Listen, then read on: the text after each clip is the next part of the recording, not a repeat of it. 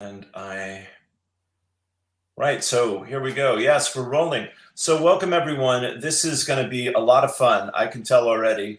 And it's my pleasure to welcome my new buddy here, Dr. Joseph Delany. And Joe, I'm just going to read your little bit here that I got from your Twitter link. It says, meet our guest, Dr. Joe Delany, UK's first NHS specialist in integrative health practice. That is our guest here for tonight. Welcome, Dr. Joe. Thanks very much, Lou. Lovely to meet you, mate. I don't know much about you. You know, this is like one of those, I didn't go in and look at your sort of profile because I just like to turn up and sort of, feel my way through stuff, you see. Brilliant. Well, I'm delighted. And you're my cup of tea entirely, my friend. It's a joy to connect with you. So yeah, we were just talking already about some great subjects. Where would you like to direct people's attention tonight in terms of? Well, just really, I could quickly go over why I'm sort of why I do what I do, really, and yeah, perfect. After years of stress and anxiety and depression and panic attacks and drinking to excess. Right. I made 2 really serious attempts to do myself in. Yeah, that's a good start. That's a good start, isn't it? Yeah. And as you can see, and as you can see, I was a failure at that as well.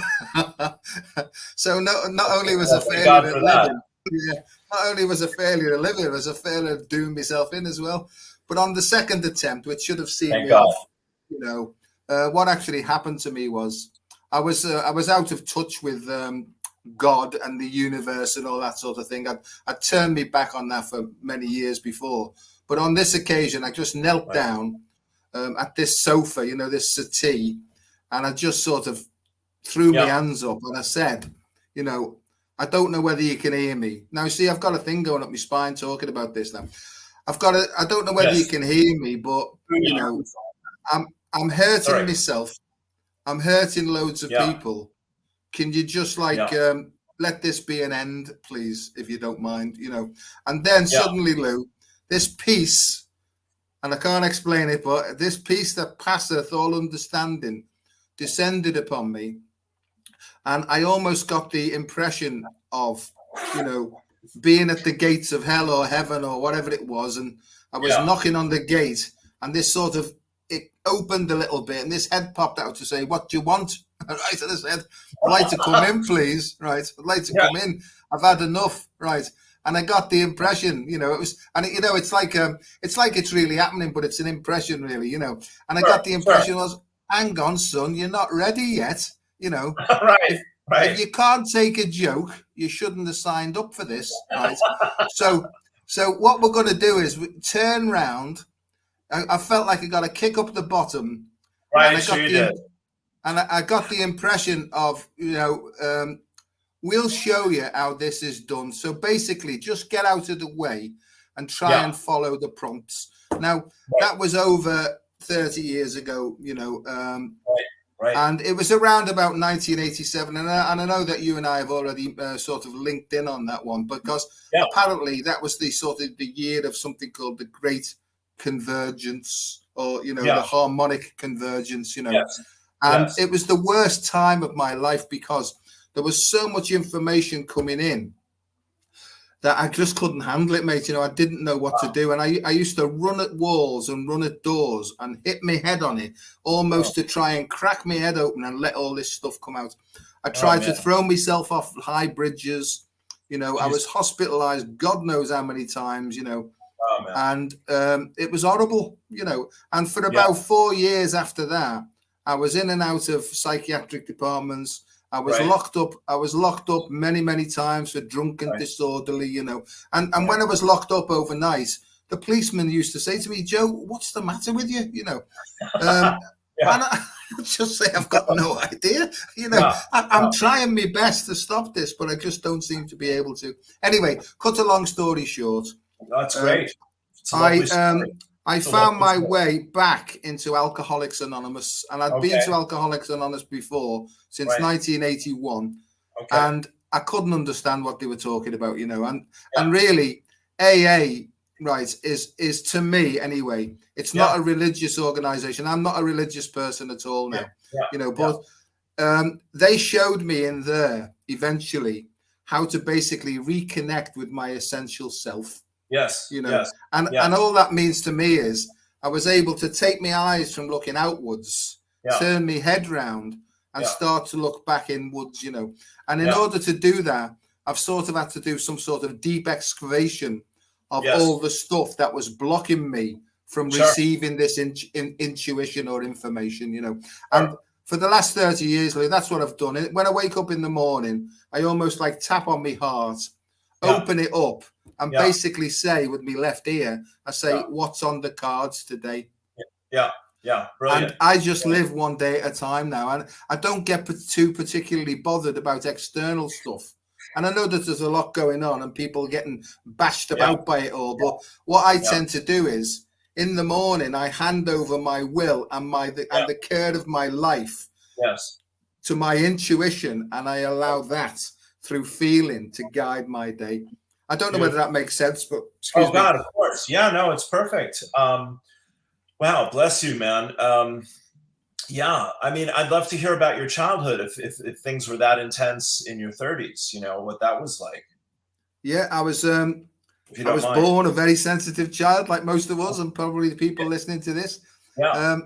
It's the same old story. I never felt in place. I felt that I was adopted. I didn't feel a part of my family. I used to say to my mum, am I adopted? Thought I was the milkman's child and stuff like that, Right. And I was frightened. Lou, all I can say is I came out frightened and emotionally hypersensitive, and my mother, she basically grabbed hold of me and wouldn't let go of me because she was that afraid that I would get hurt and stuff. So I was really, really taken prisoner at an early age by my mum, And every time I sort of tried to make my own way in life, and this went on for a long, long time, she would like grab me and say, oh, you don't want to be doing that, son. You might get hurt, or what will they think of you? So it was a very, very overprotective for good reason, mate. It was a good reason. But I really wasn't allowed to develop my own sort of sense of being, So every time I had an idea or some sort of a plan, I would run it through my mum. And she would basically slap it down just in case. Right. And Irish Roman Catholic family.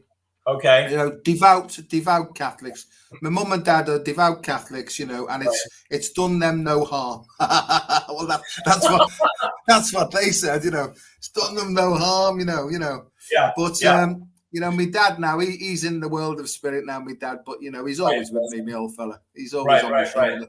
But he was a devout Christian. He loved Jesus Christ, and he tried to follow to the letter the sort of the Christian upbringing.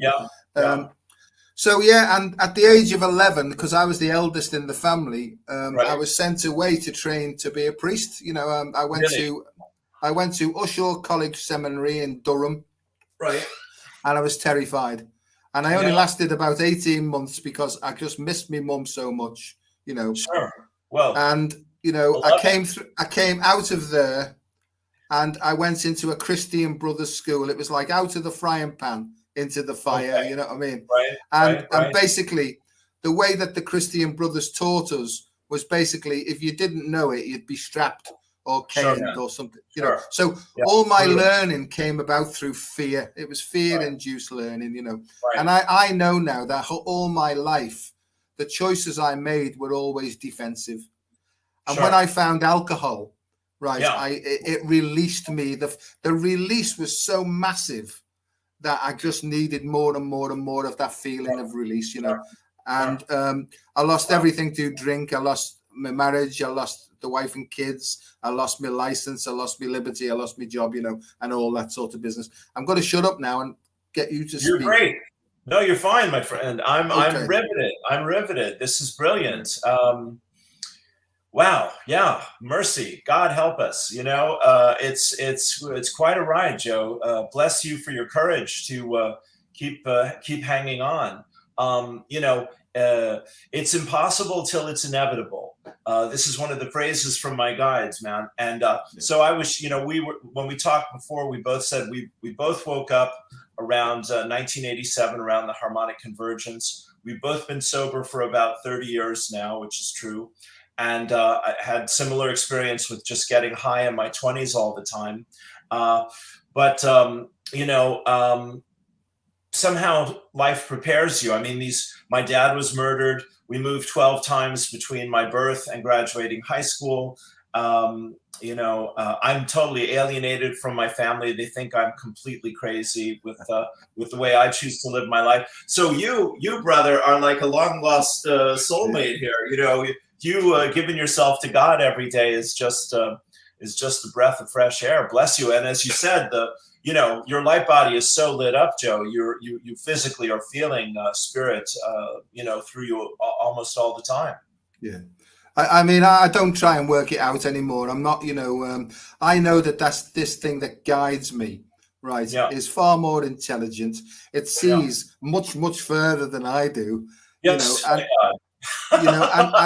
And if I have any conflict in my hemispheres, I just get them both, shove them into my heart, and allow the soul to work it out for me and give me a push, and that's what I say. And I just leave it there. If I don't know what to do, I don't do anything except I sort of I shove it in and say, I don't know what to do. Will you help me, please? Now, I don't know. I know that that's a bigger part of me. If you want to call that my higher self or my more, Sure. But that my life is mostly lived on intuition now and inspiration, really. And I can see it all part of the sort of human development that needs to go, that's on the planet, And the way I explain that is that we come out, and the first thing that guides us or drives us is instinct, and as we move on then further, we develop intellect. And at some point in our life, we have to all go through some sort of crucifixion process where we let go of everything that we know. Yes, that's right. To find out everything that we need to know, and that's what I feel has happened to me. I've got a lot of qualifications in things like biomedical sciences and stuff like that. Right. And I know a lot about that. I'm not going to sort of hold back, but I know a lot about medicine and biomedicine and things like that. But about my own life and how to choose the correct options, Lou, I didn't have an effing clue, not a clue, Sure. And now I still haven't got a clue, but I'm happy to know that I don't know, and I really mean that, and that's. I know that lots of people say I know that I don't know, but I really know I don't know what's coming up, but I have a trust that I'm being guided in the right direction. 100%, man. You clearly are. You're as clear as anyone I've ever spoken with, and it just, I relate to 90% of what you're sharing here. For me, it's just been surrendering, 2 steps up and 1 step back. Surrender, the choices are simple. It's humility versus humiliation, and you take your time, because it's always going to be that choice, as you say. And the heart knows what the mind struggles to believe. So yes, to me, the more I can come from my heart and listen to my heart and go into peace as often and as deeply as possible and be detached from the drama, the pressure, the fear, the anxiety, all of that, the world and all its forms, boom, something drops in, and I'm like, okay, I'm all right now, and I wait for that. I wait on that. Yeah, it seems to work the other way for me, in a way that things don't drop in for me now. It sort of emerges really this way round for me, almost as if it's coming from the earth up and then through an open heart. And I think that the soul then sort of, whatever that means, I know that you know what I mean, but it's a feeling that comes up and it almost like delivers the next action to be taken to me, on a plate. It seems quite simple. So that's the way I live, really, from an open and flowing heart. Right. Beautiful. I look what's in front of me and what's being delivered, and then I act upon that, really. And most of the time, my head's not even involved in it, really. It's hard to explain, and then when I need to use my head, it almost comes from my heart up to my head rather than the other way down anymore, you know. And I call that metaphorical decapitation, really, where if I keep my head out of the way for long enough, the answer will emerge, you know. We call that emergency, you know. It's an emergency, you know. So Beautiful. That's what I do, and it's not done me any harm. It's not been easy, I've got to be honest with you, you know, because I've faced some huge challenges over the 30 years, but one day at a time, with the help of this intuition and inspiration, I've managed to get through stuff, you know. Yeah. Joe, thank you, man. When you said you were so desperate, you know, you're running into doors and walls and ready to jump off a bridge, and you know, what was happening for you? You were seeing the world, you were feeling your feelings, you were seeing the future, you were getting visions. What was going on there? Yeah, everything, all of those things. I used to get hieroglyphics and, you know, and stuff like this, you know, to be right. You know, when they say, and the writing was on the wall. Well, I used to get all this writing on the wall. I think, oh my God, I'm cracking up. And I was cracking up, but I was cracking open. I can see that now. You know, and I heard voices clearly as anything. I mean, they did think it was schizophrenia because they were trying to label me with something, you know. So on a Wednesday, I was it's manic depressive, they used to call it then, you know.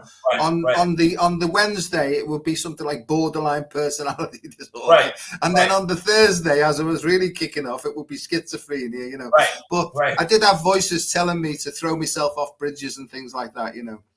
But when it really cleared, Lou, I went through a process in Alcoholics Anonymous. It was basically clearing a channel. It was like a moral inventory, if you like, where I wrote down every person that I'd harmed. I wrote down everything that was playing on my mind, things I'd done in the past, you know, just anything that was disturbing me. I wrote it on a big list, and I shared this face to face with another human being. Because I do believe my higher power, he knew everything anyway, but I sort of had to go to this process of, I suppose it was humiliation to bring through some sort of humility, if you like, you know, and also to share my deepest and darkest things, you know, with another person who I trusted wholeheartedly, you know. I suppose it's a bit like Roman Catholicism, the old days of the confessional. So I did a complete and utter cleansing and shared it with somebody. And he wasn't bothered. He didn't even crack his face. Even the really sort of things I was embarrassed about and ashamed about, he just sort of looked as if to say, you know, like, big deal. I've done that myself, you know. So it was sharing that depth, mostly about natural things, to be honest with you, you know, because I was brought up in a Roman Catholic family. Well, yes, my friend. Where that word, you know, that 3-letter word, right? That's not far from 5 and 7.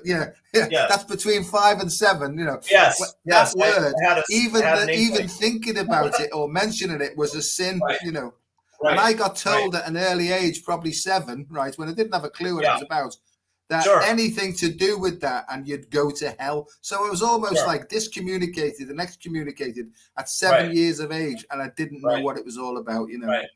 And so, and now I see natural. I was like a yogin at the age of 12 and 13 because these natural feelings were coming up, and I know it's a sin. So I closed my throat and pushed them back down again. Right. And so they went into some sort of a reservoir of don't even think about that, you know, and all these natural things were coming up.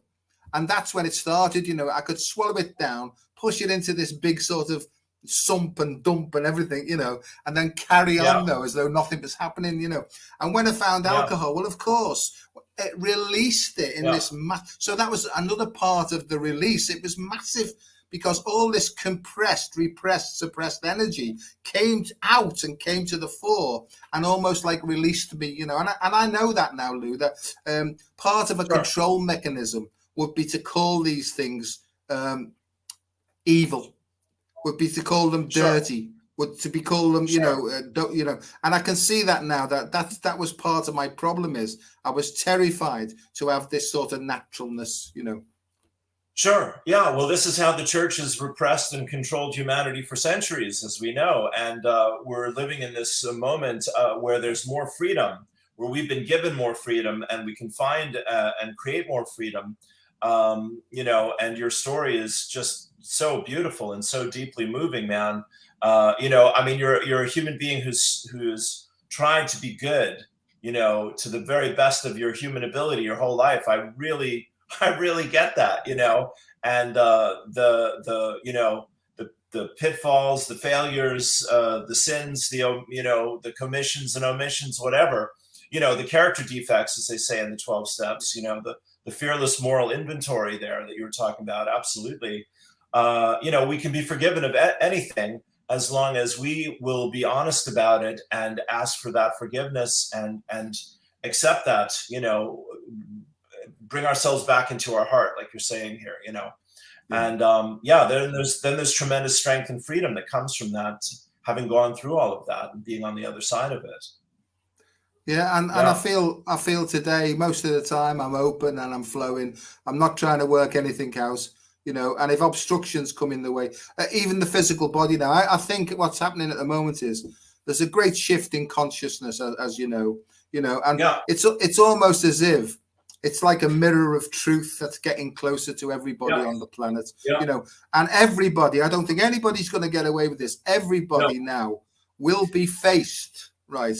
Or they will have to face the obstructions of their past, right? And then when they've done their own stuff, then they might even have to go back and look after the sins of the fathers and the fathers' fathers, And I think that's what's happening. We're almost having to clean up our ancestral baggage as well to become free, And the Buddhists say, to get back to the original face. And that's what I feel is. I feel that there's an original vibration, if you like, which represents complete clarity, complete freedom, and they call it the vector equilibrium. And what I've learned over the years is, there are etheric formative forces at play, and the ancient Hebrews call this world that we live in the 1% world, and there was 99% of stuff going on in the invisible realms, which actually influenced the way that we behave on this planet.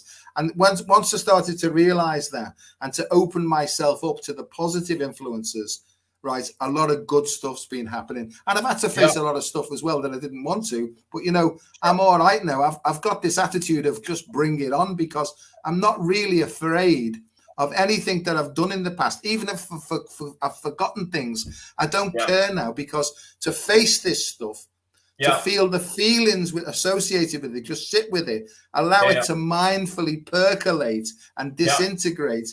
I think that's the way forward for mankind and freedom. And then from that point of choosing, then I think we'll choose more respectful, more harmless, more healthy choices, and then the world will become a better place. Absolutely. Amen to that, brother. Yes, beautifully said. Bono has a lyric. He says, "I'm not afraid of anything in this world. There's nothing you can throw at me that I haven't already heard." And that is the little death that precedes the great rebirth. What you're talking about to me, my friend, is the phrase I like is return to innocence. Where you come back to where you began. This is the magical child in the enchantment card I was showing you earlier, and your great synchronicity with Dr. Lightheart, which is practically my own nickname for the last 15 years on my email. There's an elegance and a oneness, and the synchronicities just flow like crazy, and you start to see the numbers on the clock and the phone calls and the opportunity and things come together, and you're just like, yeah, man, I'm in the groove now. This is the way it's meant to be done. Yes, but in order to get there, we have to pay that price to face our demons and to take responsibility for our part in hurting ourselves and others, and forgive and be forgiven. Yeah, and I think now is once you forgive yourself, you're able to see it in other people and let them off the hook as well, really. Because I think whether people like this or not, this is what I've discovered is every one of us has the potential to do anything that anybody else has ever done. Right. And there's a phrase, but for the grace of God go I.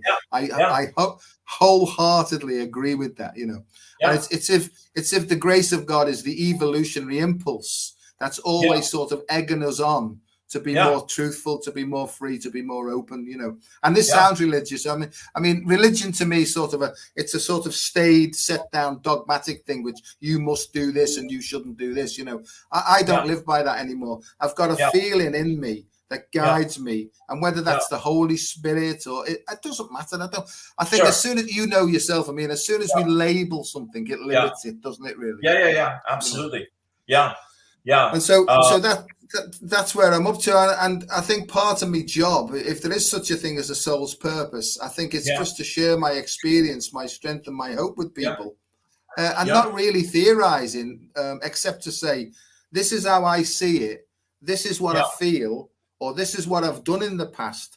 Yeah, you might see it exactly the opposite to me. Sure.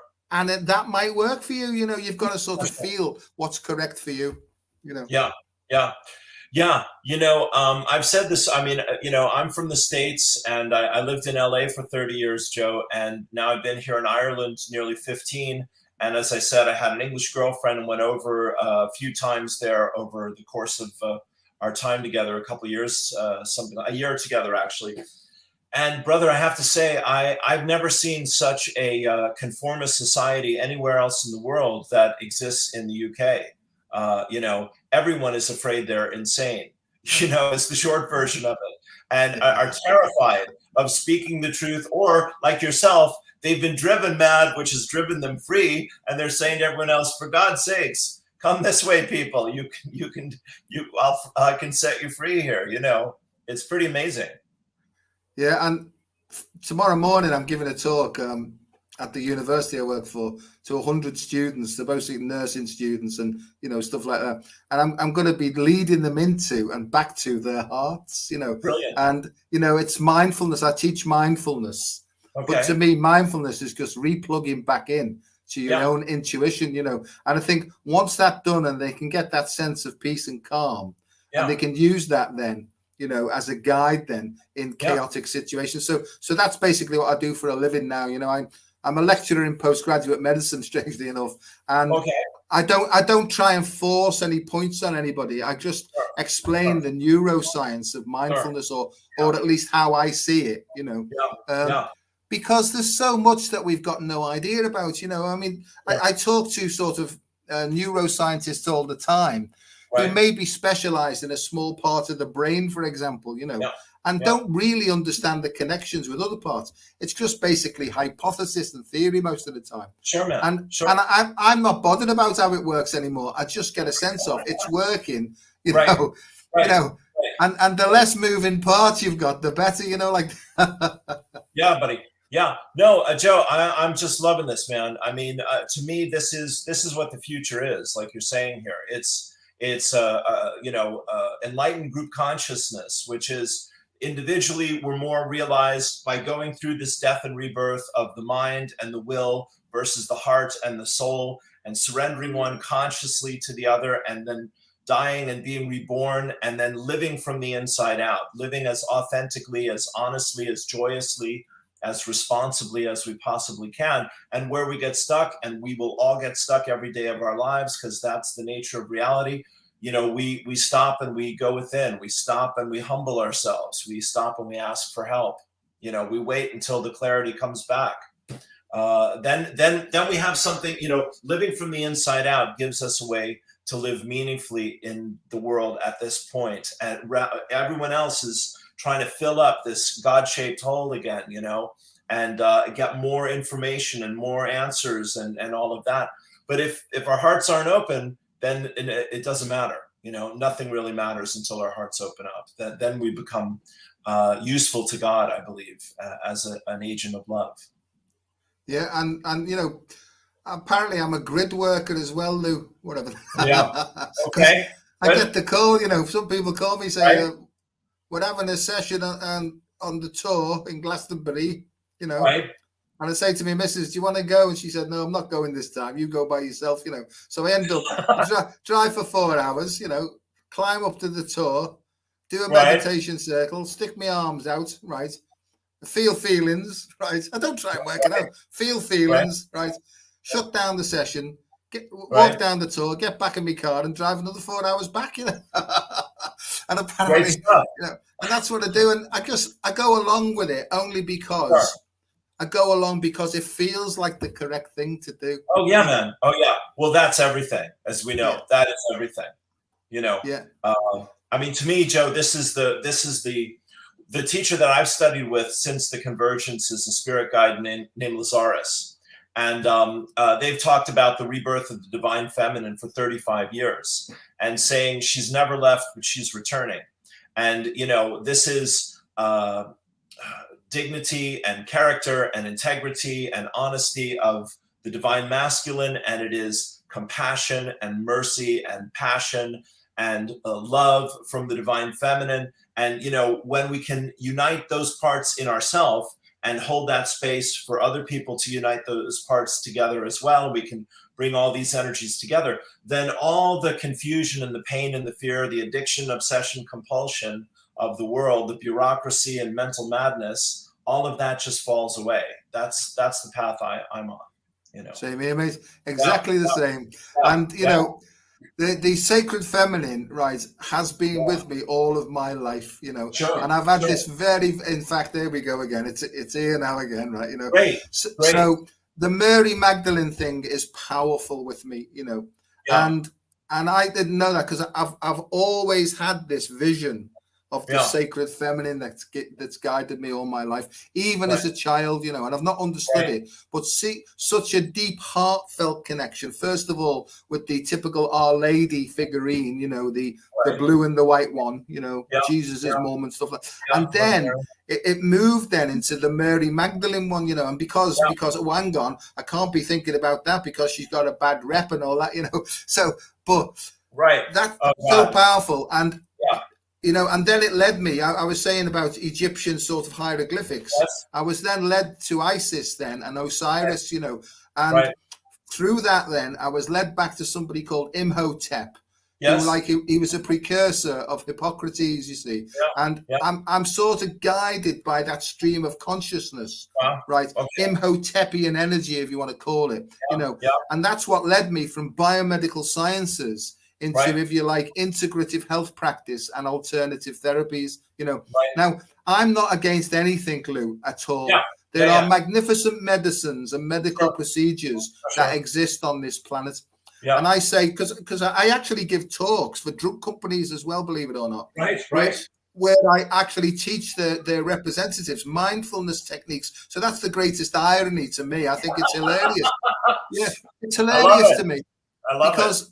And what I feel is that there's always potential for harm or always potential for, for good. For good as well. Yes. And so it's all really about motivation. And in the end, we're either motivated through ego self or we're motivated by a bigger self, And I think there's only two streams. One causes tension and contraction, and the other one's expansive. It's quite easy to me now, really. It's either love or fear, and and I know I've heard people say that, but in myself, I can feel when my ego's being threatened, because I don't believe the ego dies. I think it just gets balanced. These are just my words. Other people might have different ways of explaining this. But I feel that when my ego's balanced and those yin and yang components are actually working dynamically and in cooperation, then that's about as far as you can go as a human being. And I think when you're in that sort of collaborative sort of dynamic thing, there's an impulse that drives us upwards. And if you want to call that ascension energy, whatever. But you said before, I think, I teach about the neuroscience of mindfulness. And we talk about the feminine and the masculine aspects, And to me, I've clearly been shown that the vagus nerve in the human body is being reactivated through the sacred feminine, and it's going back as a nurturing and nourishing energy now to reset the balance, And I don't think that the feminine or the female is going to take over, No. I think what it's about really is it's almost as if the masculine side is saying, I'm absolutely knackered here. I've tried everything I can do. I just need a bit of help. Hey, darling, have you got any ideas on what I should do? And darling says, Christ almighty, thank goodness for that. for the first time in God knows how many years, you're going to pay attention to me, you know. And there's two sides, Lou. There's in technical terms, the feminine is associated with something called a trophotropic response. And trophotropism, it means nourishment and nurturing. And it's associated with the rest and the digest response. And it's associated with the viscera of the body. And it's associated with slowing down. And I think that that's what we've basically got to do, is pay attention to the impulse that's trying to get us to go slower, so that we can think more clearly, be more emotionally calm, and have expanded consciousness. And that's what I've learned about myself. My head was on such fast forward that I was completely dissociated from my body and its feelings, and I was completely ungrounded, you know. I didn't mean to get into lecture mode there, mate, but it just happens. I'm your happy student here. Believe me, it's a joy. I mean, what I just want to say to what you said, which is so beautiful, is you know, this is the heart of the misunderstanding. You know, you and I both talked earlier that we tend to be more comfortable with women and be around more women, and that's been my experience too. I mean, you know, I'm a very feminine man, you know, and love music, art, poetry, clothes, you know, beautiful paintings, very aesthetic, sensual, all that kind of thing. But so to come back to the divine feminine, what mankind misunderstands is, to my mind, is what you've just touched on, which is the feminine doesn't want to control the world. The feminine wants to partner with the world. And mankind, in its, you know, look at me, I'm great. You know, Springsteen's lyric, poor man want to be rich, rich man want to be king. King ain't satisfied till he rules everything. You know, that is the patriarchy. And that is what is coming tumbling down in all the vaccines and the virus and the propaganda and the censorship, all this madness we're living under right now. And so the divine feminine is saying, as you said, just learn how to be in touch with, in tune with, sensitive to, receptive to, available for, vulnerable for love and peace and compassion and mercy, nurturing, kindness, blessing. You know, these are the mothering energies, the divine feminine energies, the unconditionally loving energies, you know. And then in the sacred marriage, you know, the masculine then gets fed by that beauty and wisdom and love, and then he can support her in sharing those values and expressing those values out into the world, you know. And to come back to Mary Magdalene, I mean, I'm a big believer that Jesus did intend for Mary Magdalene to be, she was his wife, they did have children, I believe that, and she was meant to be the leader of his church, and the men just stepped in and pushed her out of the way, and that's what we've been living with for thousands of years. Yeah, I feel that myself, and I've also had, you know, deep connections with the Cathars, the south of France, you know, the south of France, and going into Spain as well, in those regions as well. There's some big draw there for me there as well, you know, and I don't try and work it out. I just have a feeling for it, you know. And I've been to Lourdes, you know, and in Lourdes, when we went through Tarbes and into Lourdes, it was again the peace that passeth all understanding. It was like walking through. It was like walking through treacle. See, here it comes again. This going up my leg. I'm getting a knee trembler as I'm talking about this now. Lovely, you know? Lovely.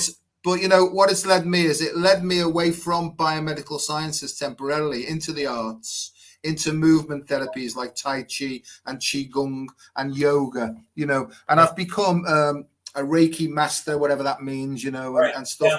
Only because I have these feelings and flows that flow through me, and I don't pretend to understand what it is. But when I'm doing like healing on people, I'm not the healer. The healer's happening through me as a channel, as you know. And people say to me, you know, what are you doing? And all I basically do is I'll maybe put my hands on their head, on the shoulders, and I'll say a little prayer if you like, and I'll just say, go ahead then, do what you've got to do. I'm very irreligious. I'm very irreligious in the way I talk to my intuition, you know. I say, go on then, you know, and be quick about it, you know, and then Sure. And then I just get a feeling, and it seems to calm people down, and it seems to help, you know, and that's what I do, you know. And from one day to the next, I don't know which hat I've got on. Today might be window cleaner. Tomorrow might be sweeping out the garage.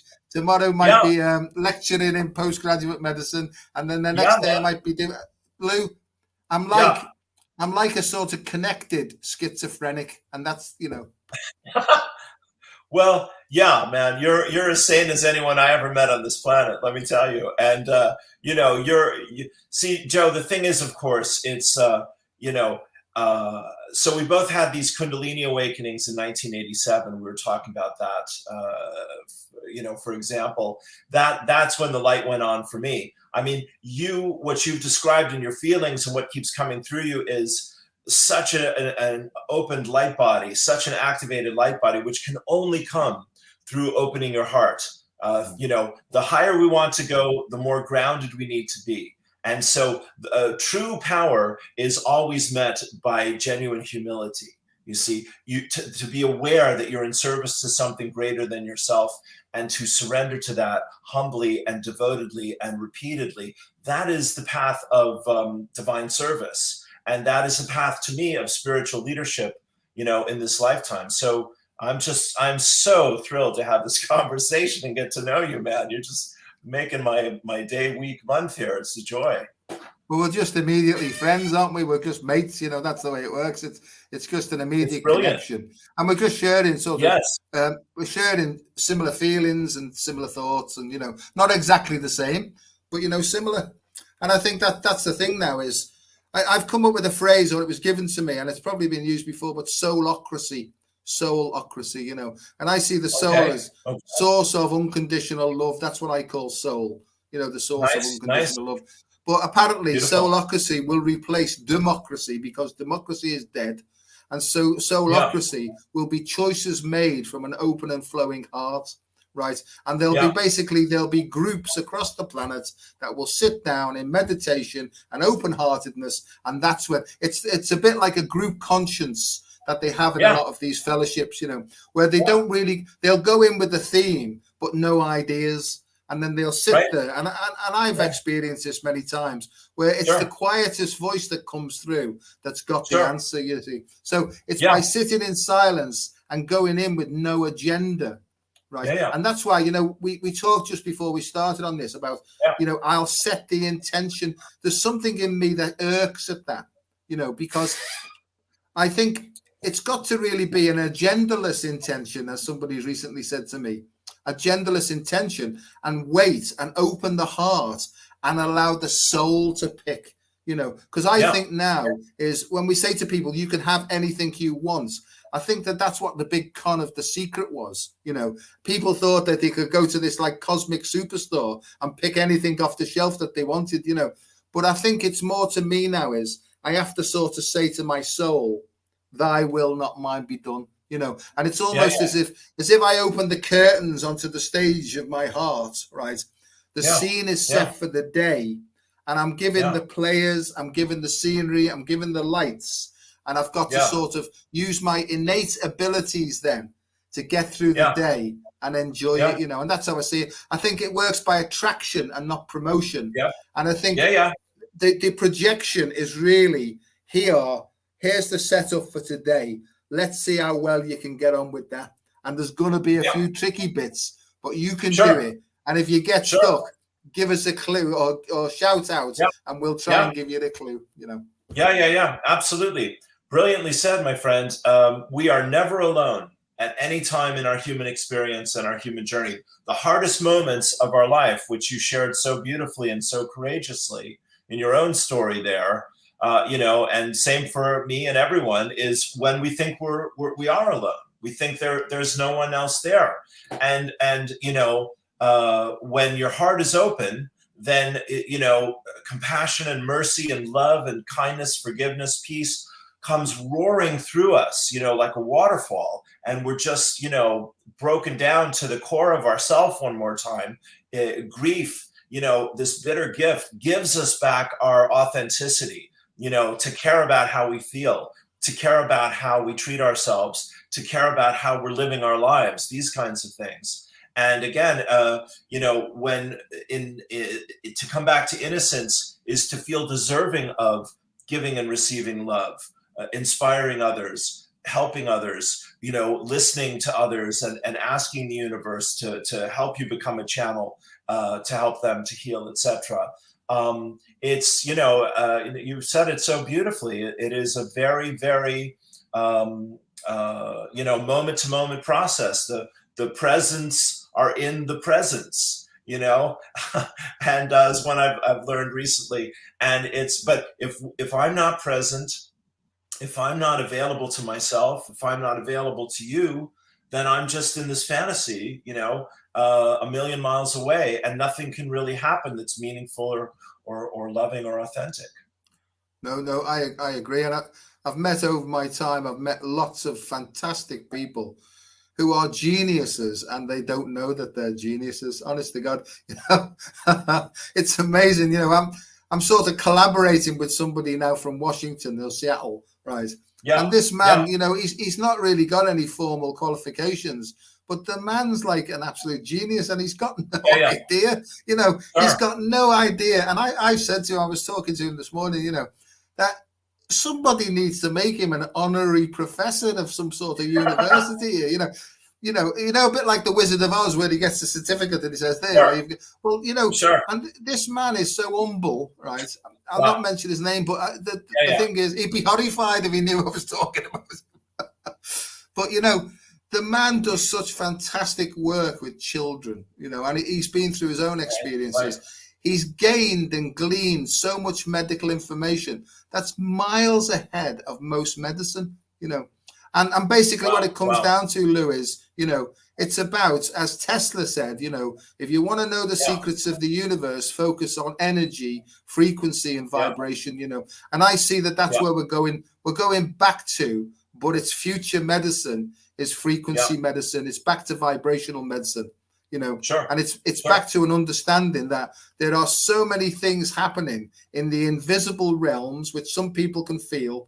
There's so much stuff coming in now that it can be used for either healthy or harmful purposes, And I think when you're, to use a phrase, when you're tuned into it, then you can make the choice. Do I want to do this with an open heart, which will be a healthy choice, or a closed heart? And it's almost as if your heart closes now, you're going to get walloped by it and become ill very quickly, because it's that close to us now that it's almost a guidance to say, do you want to open your heart or do you want to close it? And it's almost like our feelings and our bodily disturbances will give us a clue on what choices are to be made, really. Oh, yeah. No, 100%, brother. Lazarus has a phrase, that you're touching on there with Tesla and all that, called impeccability. Yeah. And it is that, like, what you're talking about, and you're living from that truth, and, you're treating others the way you want to be treated. The law of, the golden rule, and all those beautiful, important, timeless spiritual teachings, which come back century after century, because this is the way forward. And, we're really being given this incredible opportunity, aren't we, with the world and the choices, the challenges, the scenarios that are unfolding. As we said before we got on here, that people are really being asked to make a conscious decision now. Are you really willing to continue to give your power away to authority for its own sake?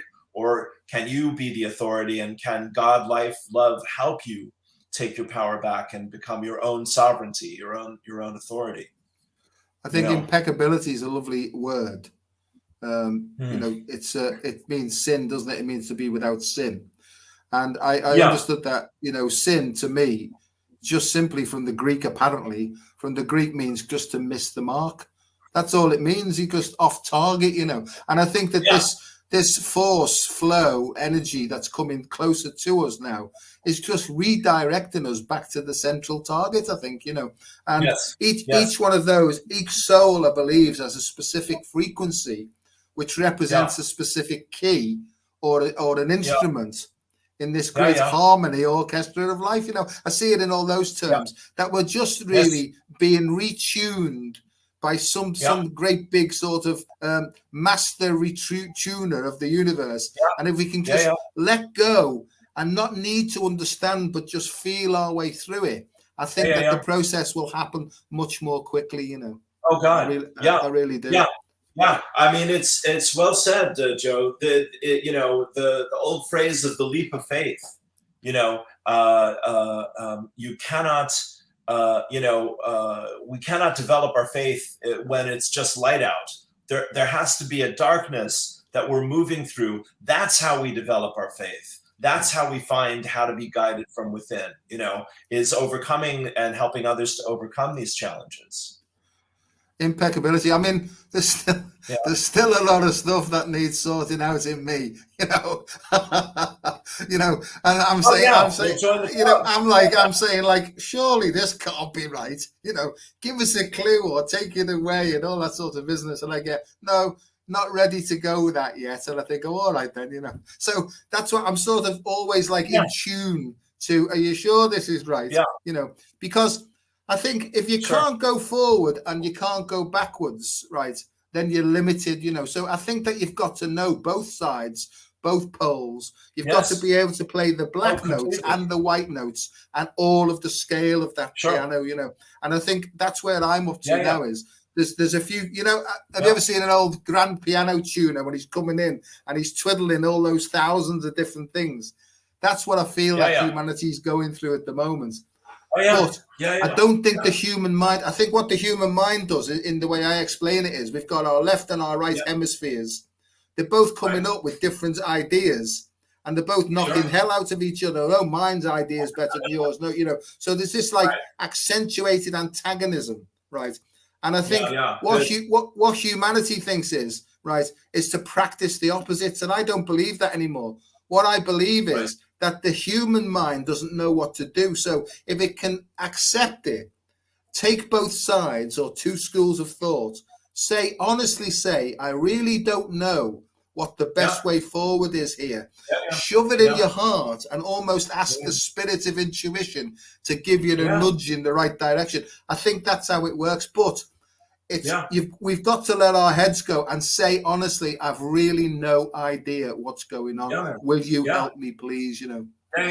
Yeah. No, beautiful. Brilliant. I mean, this is,